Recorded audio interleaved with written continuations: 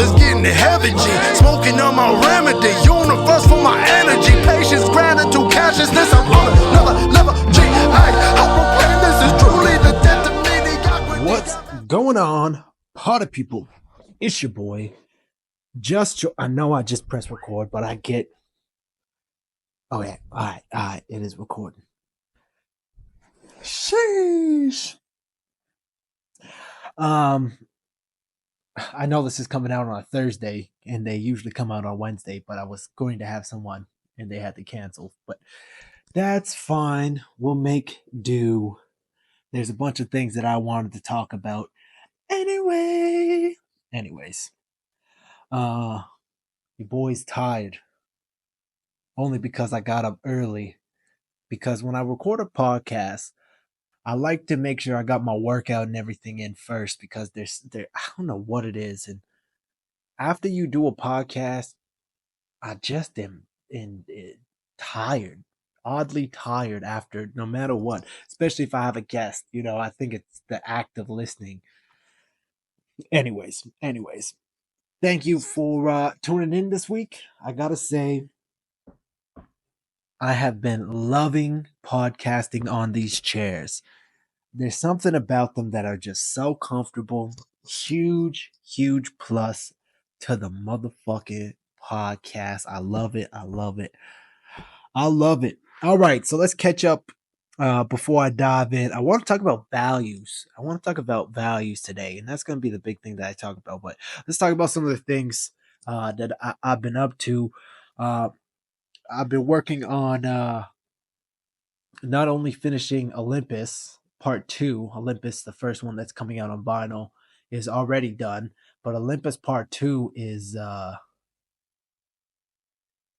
damn, can I say it? It's not done, but it's like 90% done. And so it looks like, both of those projects are gonna officially drop this year. And it's funny, I've been talking about this album for 2 years, or 3 years, 4 years now. I don't even know. I've been making this album for fucking forever. And people are like, still, you're only dropping it on vinyl? You should probably drop it online, bro. I was like, no, man, it's only coming out on vinyl. And there will only ever, in my entire history of being an artist, for my entire lifetime, there will only be 1,000 of these ever made, never put online. I will, however, and you'll see it on my website soon, I will put out one copy of it online, and I'm thinking about putting it online for like 10 grand.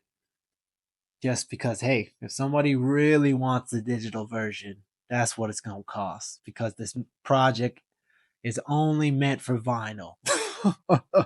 So there'll be 1,001 copies of it, technically. 1,000 vinyls, 1 digital copy. One. Maybe. So that's what that game plan is. So you'll see that on the website soon, probably after the fundraiser. And okay, so that trickles right into the fundraiser. Yeah, the goal was 300, and we still got a little less than like 10 days or something. And if we can get another 10, 15, 20, that would be beautiful. But I feel so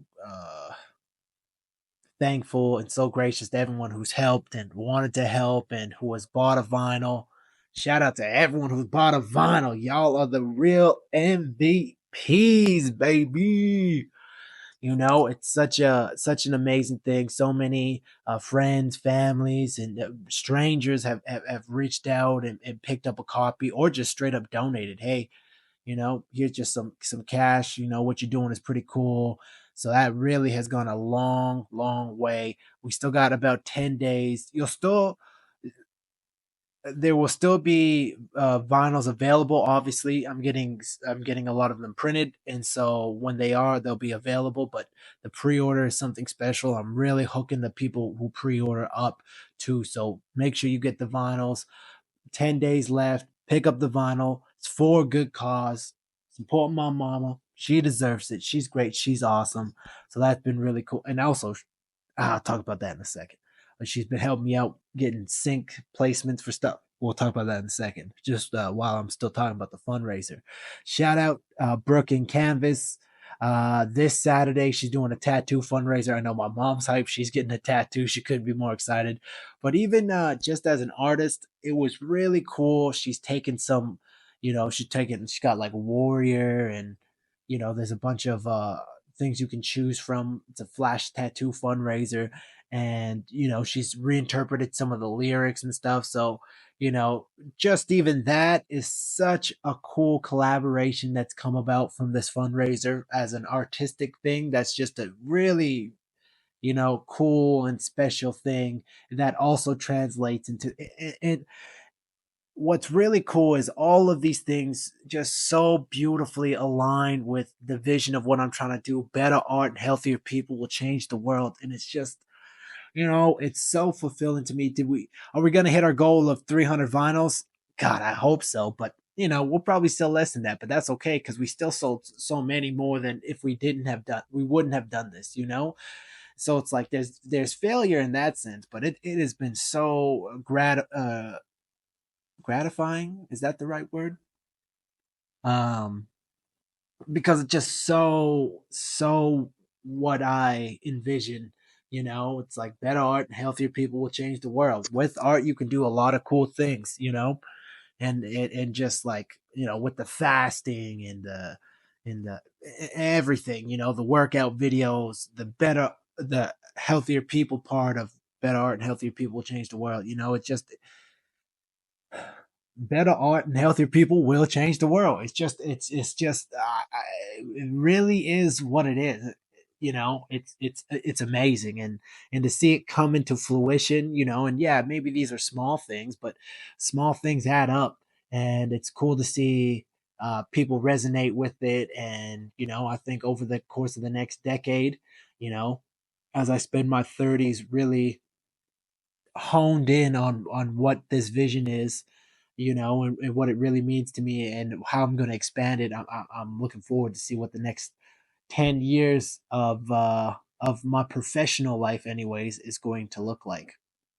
Because at the end of the day, your boy's an entrepreneur at heart. That's just what I like to make things. I like to uh create value for people. I like to, yeah, and I like to do lots of things. I like to constantly, even my day to day, woke up 6 a.m., went for a 10,000 because I was going to record the podcast I'm recording right now, but I was supposed to have a guest. So I like to do things early, like I was saying. So I get up at 6 a.m., wake up, put the dishes away, um, uh, do my cold brew. I've been making, even my sister, she went to Europe for a honeymoon, and I received the best compliment. She had some of the cold brew I had in the fridge, and she makes one up, and she's like, "Oh, this tastes just like they make coffee in Europe." And I was like, "Yes, baby. Yes, let's go." That gets me hyped because I do. I put a lot of effort into making this cold brew because the one thing that really got me inspired to making a really good cold brew, I've done it for a long time, but one thing that I really tried to focus on is I saw this Rastafarian talking, older Rastafarian, beautiful, gray, long dreadlocks, and he's like, you can only put so much nourishment in your body. You can only put so much in your body. Why should I ever be subtracting? I should only ever be adding. And he was referring to all things, but he was specifically talking about water. And why I even bring this up, I started making my coffee with more filtered water, uh, natural spring water is what so that it has minerals in it, because that's just a more nourishing, hydrating way to drink water than just the tap water. Just the more and more I learn about tap water, the more and more I know I should stay away from it. It's interesting to hear about the filters and stuff that you can buy, and some of them don't really work and they strip things and you got to add things. But, I think buying natural spring water is the best way to go. And then I'm always The Montpeliers, I always have a bunch of these in the fridge as well, and that's just sparkling mineral water too. I buy these because it's just the cheapest one.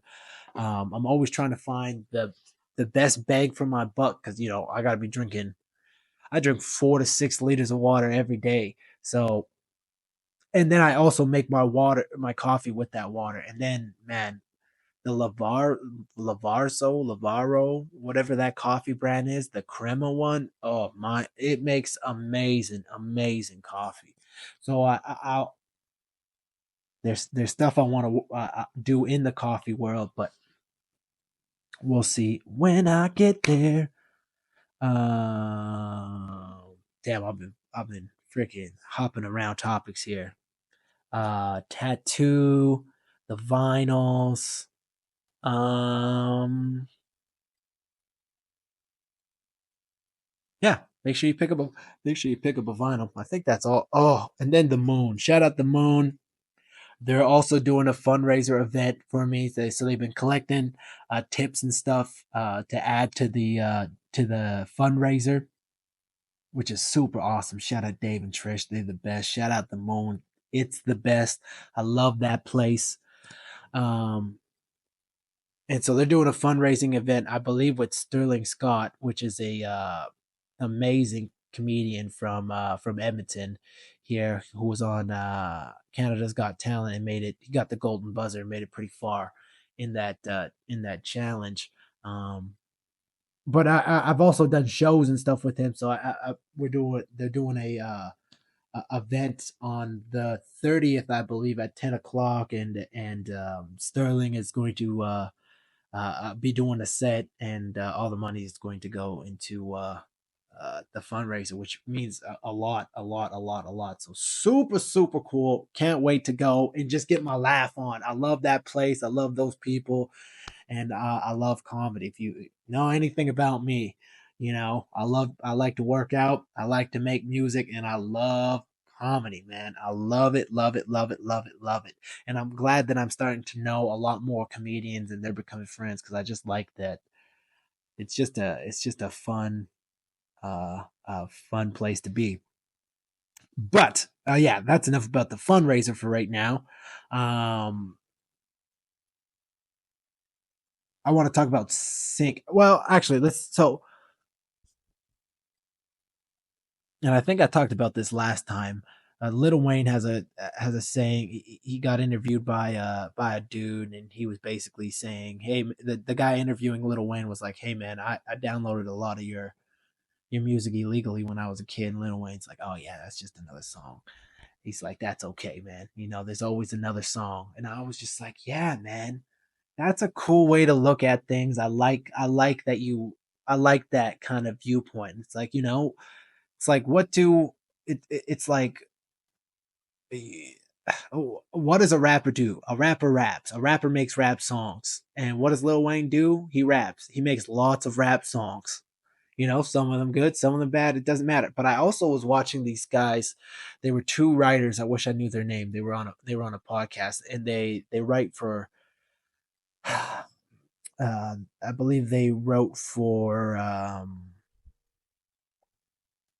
uh, It's Always Sunny in Philadelphia.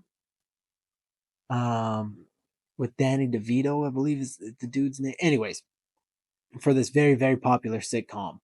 And they wrote on it for a long time. And they were just talking about, they were talking about there was times it's always good to have a deadline. He's like that always just gets work done, work done, work done, work done. And then they were also talking about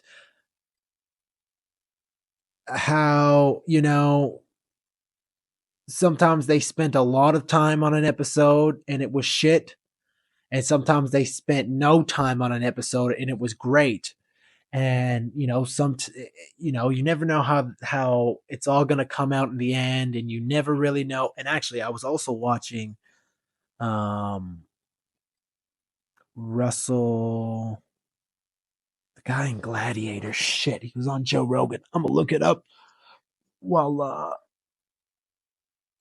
Not Russell. I always want to say Russell Brand, and it's not Russell Brand. It's freaking um.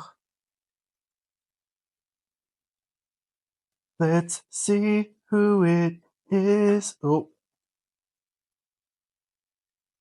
sorry, it'll take me just 1 second. It is. Oh man, what? This is taking me longer than I thought. I'm sorry.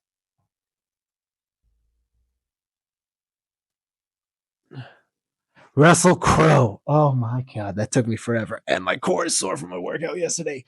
Russell Crowe, and he was also talking about doing indie films and doing because I guess he comes from films and also doing big box office movies with number one directors and producers and A-list celebrities, and how just because you have a big budget and a star cast doesn't mean that people will go see the movie. And he says he was in he came from indie films, and some of the indie films were huge box office hits, and that's what got him into like doing bigger movies. And then he was just like, some of those bigger movies didn't do as good as some of the indie films, and vice versa, of course, too. So it just got me in the idea of like, yeah, there's artists that are like Adele and Kendrick and Jacob Collier, who we might not get a bunch of albums all the time, but when they do, they're masterpieces, and that's a cool type of artistry to have too. But then there's people like Lil Wayne. He dropped that album with Two Chains, and again, I was talking about this too, and it's a banger. But not everything Lil Wayne drops that I'm vibing with, and that's cool too. Um, and I consider myself a pretty big Lil Wayne fan. So all listening to these writers and these actors and these musicians talk about just get the workout, get more work done, more work, more work, more work. It's made me less attached to certain things. And now, especially now that I'm looking more into the world of sync licensing, so putting my music in commercials and in TV and movies. It's shout out Moose Muffins, who's used some of the music in their ads and stuff before. um I'm now creating, and shout out my mom. So I also wanted to kind of tie this into what my mom is doing too. My mom is the one who's kind of acting as like my kind of my sync agent. So she's reaching out to all these libraries, sending the stuff, and she's kind of like the middleman, keeping up with all of it. We're getting tons of really, and that's what's exciting. That's what I want to talk about. Shout out to my mom; she's killing it right now. Um, we're getting lots of really interested people. So the road of sync is looking pretty promising. And then it's cool because now I can kind of make, I have my album Olympus and Olympus 2, and then eventually Mr. J and the Heartbroken Homies. And, I get to have my art that is direct to consumers, direct to the listeners, direct to the fans, that I have full control over and I get to choose.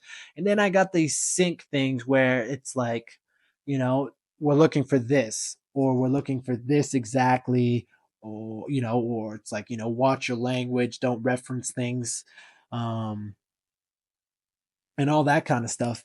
So it's like a little bit more um boxed off, and that's a cool way too to create.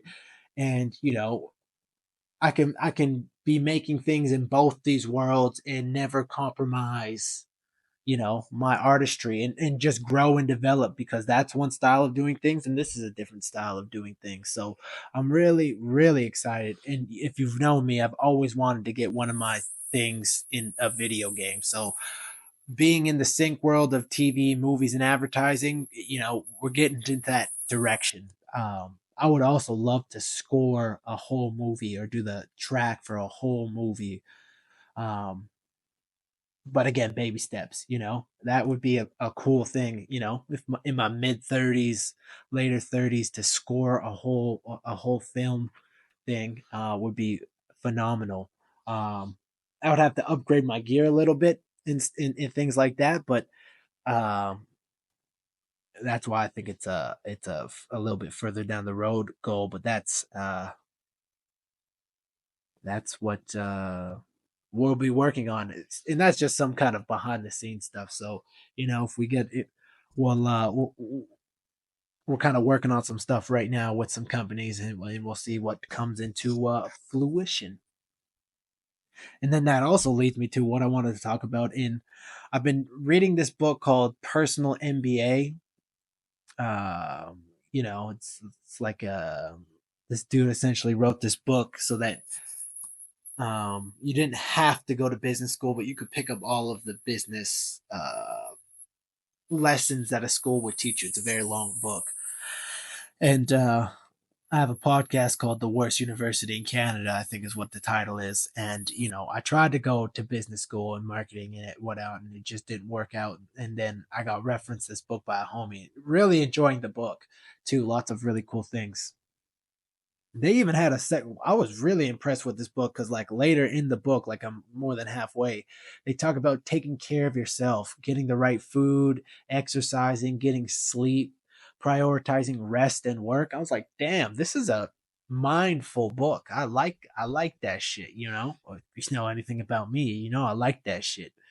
Um, but it's also just got me, figuring. And so this is why, the way I'm doing things with like the vinyl and stuff, and then there's the sync. It's kind of, I'm setting myself up for how I'm structuring my own business to make this a little bit more lucrative to me over the years and coming years to support myself in the long run.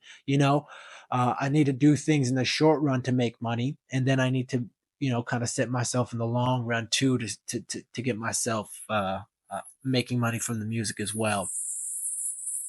Um, but it got me thinking about differences in business strategies, especially for musicians, because I listened to these to well, you're gonna know both the names, T-Pain and Russ, and I heard just them both talk recently about things, and Russ is always talking about ownership, own as much, create as much music, build the catalog, own the music. The labels own the music and they have all the money, so own the music. You'll get there eventually, figure everything out, and that's a cool strategy too. And then T Pain is talking more about, and this is a little bit more specific, but he said, "Who cares about owning the song as long as the song is a banger? I'm gonna sell tickets. This is T Pain. I'm gonna sell tickets, and the ticket money is going directly to me. So that's the main focus.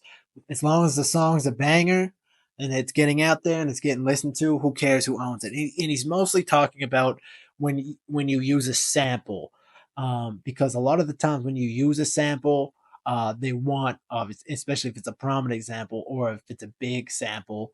Um, say you're sampling ACDC or something, it's like they're gonna want a pretty big chunk of the song probably.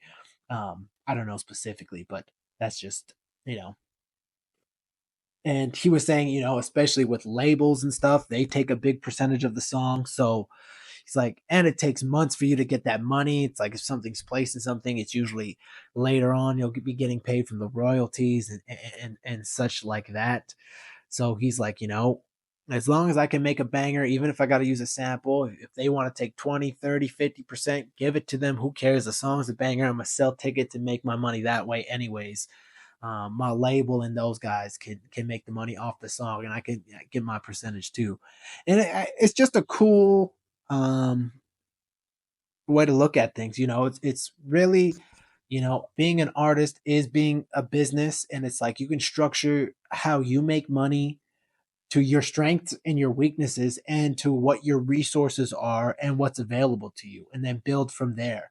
And I think, there's not a lot of rap shows in my city all the time. Not as much as like there's other genres, and I see friends who are in different genres and they're gigging all the time and such, and it's like that's just, I did that for a little bit and I made some decent money here and there, but it's I would like to get back to performing and everything.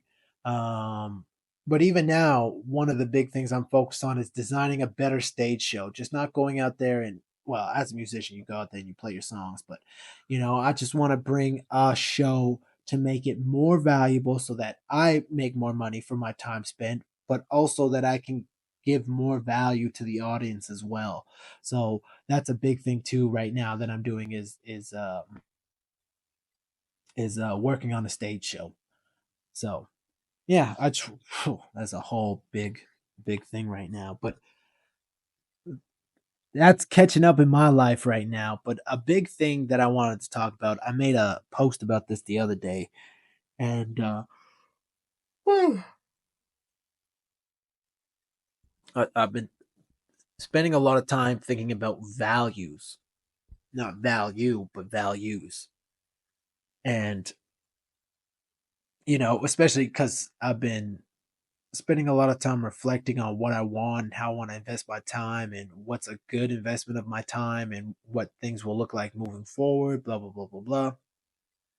And, because I got my vision, better heart and healthy people will change the world. I got what I like to do every day. I got the things anyways.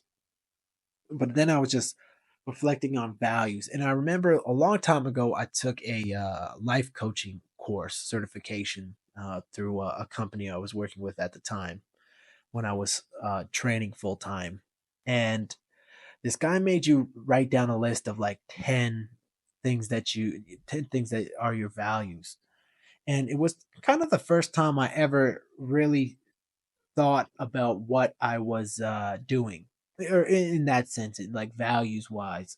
Um, Later on last year or something, I read a whole book on values, and that was written by this guy who tested out Marines at the highest level, and he wanted to pick. He's like, I wonder if there's things that like people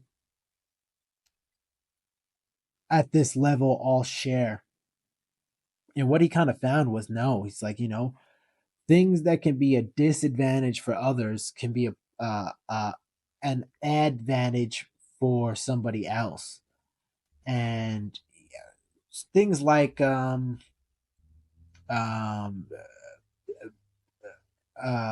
can't even think of an example right now. Freaking, there's frick, I can't even think of an example. Like rushing or doing things slowly.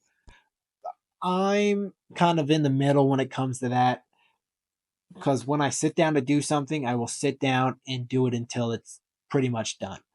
Um, but I might procrastinate before I get there. That's one thing I'm trying to get better at. And then I'll sit down, like I'll do a whole. I've been thinking about doing this, for instance, this guided meditation track, and that's on Olympus too. And I've been thinking about it for weeks and weeks, well, actually a long time, probably a year or so. And I've made some demos and stuff of it in the past, and they kind of been trash. And then I sat down and I'm like, okay, let me learn some more about how to make this style of track, and then let's try to write it. And then boom, in 2 days it was done. And I was just like, I should have done this sooner. I could have looked this up sooner. Blah blah blah blah blah blah blah. And so, anyways, he was just talking about. Let's get. I even wanted to find a definition of this, and so I did. So, what's the definition of values? A definition that I found was, it's a person's principles or standards of behavior, one's judgment of what is important in life. And I was like, damn, that's sick. Definition of values. Because, no one likes to feel bad. And a lot of the times you feel bad and you're judgmental and you're harsh on yourself because of the actions that you did or didn't take. Everyone knows what their values are, because of that voice in your head that's like, I shouldn't have spoke to that person like that, or I should have held that door. Like, kindness or patience, they translate, and you can find your values that way. And so I've been doing a lot of meditating on what my values are, And obviously, one of them is discipline. Another one of them is gratitude. Another one is love, peace. And if you know me, you've been listening to this podcast, you're like, yeah, that sounds pretty up up your alley. And then another one is self-sacrifice. That's always been a huge one. And maybe it's because I grew up Roman Catholic, and so Jesus is the symbol of sacrifice. He sacrificed, God sacrificed his son, Jesus sacrificed himself to forgive all of our sins and whatnot. I don't consider myself a religious guy anymore, but that's just what I'm saying. Or even like, Hercules. Hercules died um even in the Disney story too. Um it's always about a hero dying, sacrificing for the good of everyone else. And I just, even the Spartans were big on that too. It's just, so there's a lot of things that have influenced me that like, Bob Marley. That's why love is such an important part of my life. One love, and then just peace, man. It's just like, I can't be doing things that disrupt overall peace. Momentary, spits and spats, those will happen, but I'm talking about overall peace. I'm talking about overall love. And yeah, so I was just curious, and then you can leave it in the comments or whatever. But I'll be asking some of my guests that come on over the next coming months and stuff, what they believe their values are and why those values are important to them. So it's just something that I'm curious about personally for myself, and how other people see it as well. So this will be kind of a topic that I revisit often over the next little while. And yeah, I challenge you to sit with yourself for a while and contemplate on what values you value in your life. Huh. Anyways, this has been a fantastic podcast. Thank you for listening. Yeah, the fundraiser is still going on for the next little while, so hit the link in the description. Go buy a vinyl. There's going to be a lot of cool things you get with the vinyl, so please, and it goes to a great cause. If not, hit up the tattoo fundraiser on Saturday, August 24th, Brook Canvas. And if you want to chuckle, August 30th at the Moon, I believe at 10 p.m. You'd have to follow my Instagram and stuff, because I'm sure there'll be an official post about it too, for the fundraiser as well there. So thank you for everyone. More love, more success. This has been A Moment with Jay. God, I love these chairs too. Okay, let's get it, y'all. Sheesh. Stay dreaming, scheming, homie. Don't let the haters weigh you down. Smoke a split to lit you up. Know the world in your favor now. Woo! Know the world in your favor. Just like that, I like that. Stay dreaming, scheming, homie. Don't let the haters weigh you down. Smoke a split to lit you up. Know the world in your favor now. Know the world. Know the world.